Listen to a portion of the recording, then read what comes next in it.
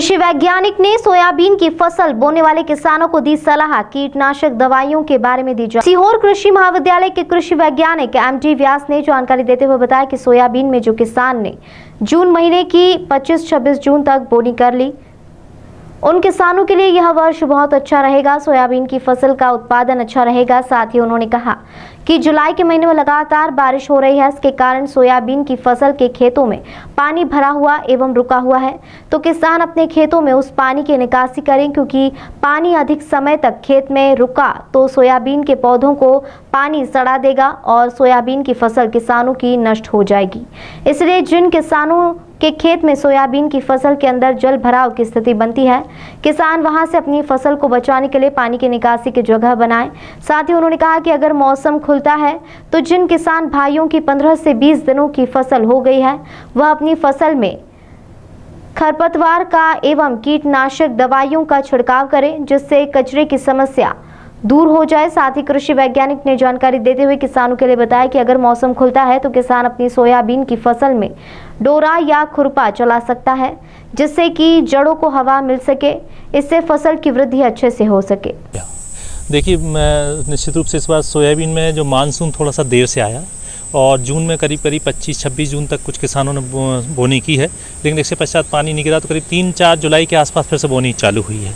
तो इस समय जो वर्तमान परिस्थिति है सोयाबीन में, चूँकि लगातार बरसात होने के कारण खेतों में जल भराव की स्थिति है, तो कृषकों तो ये सलाह दी जाती है सबसे पहले कि यदि जहाँ पर जल भराव की स्थिति हो, सोयाबीन 24 घंटे तक तो जल भराव को सहन कर सकता है, लेकिन उसके पश्चात उसमें दिक्कत होने लगती, तो जल जो जहाँ पानी भरा हुआ है उसको निकाल दें।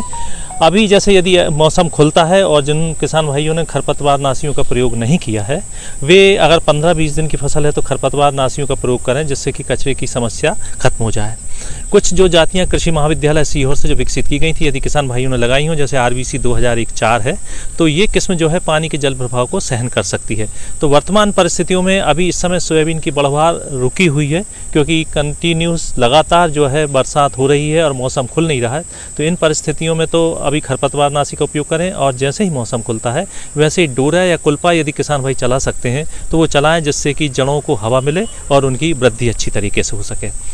जहाँ पर जल भराव है और यदि इसके पश्चात भी बढ़वार नहीं हो पा रही है, तो 20 किलो प्रति एकड़ की दर से यूरिया का भुरकाव ऐसी फसल में कर सकते हैं। लेकिन यूरिया की जो अनुशंसा है किसी प्रकार से हर फसल के लिए अनुशंसित नहीं है, लेकिन जल भराव की स्थिति में और बढ़वार नहीं हो रही, यदि फसल पीलापन लिए हुए है तो उन परिस्थितियों में इसका छिड़काव कर सकते हैं।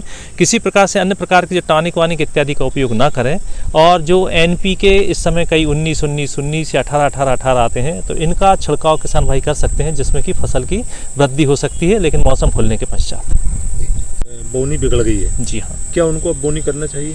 देखिए, प्रायः ये अनुशंसा है कि 15 जुलाई तक सोयाबीन की यदि बोनी होती तो अच्छी मानी जाती है, और यदि ज़मीन में ठंडापन आ जाता है तो इसके अंकुरण में थोड़ी दिक्कत होती है। फिर भी यदि जल्दी पकने वाली जातियां हैं, जैसे JS 95-60 है या JS 20-34 है, तो इनका चुनाव, लेकिन उत्पादन में फ़र्क पड़ेगा। तो किसानों को तो ये सलाह दी जाती है कि यदि सोयाबीन की जगह आप चूँकि उड़द की बोनी यदि वो 30-31 जुलाई तक भी कर सकते हैं तो उड़द की बोनी में कोई दिक्कत नहीं है। अरहर की बोनी वो कर सकते हैं, जो तुअर जिसको हम बोलते हैं, इसकी बोनी कर सकते हैं, और सोयाबीन की जल्दी पकने वाली जातियों का चुनाव करें तो ज़्यादा बेहतर होगा जी। और लेकिन 15 जुलाई के बाद चूँकि अब जो उत्पादन पर असर तो पड़ेगा, उत्पादन उतना 20 नहीं हो सकता, 19 उत्पादन पड़ेगा। बेहतर है कि यदि उड़द और अरहर की तरफ जाए तो ज़्यादा अच्छा है। जी।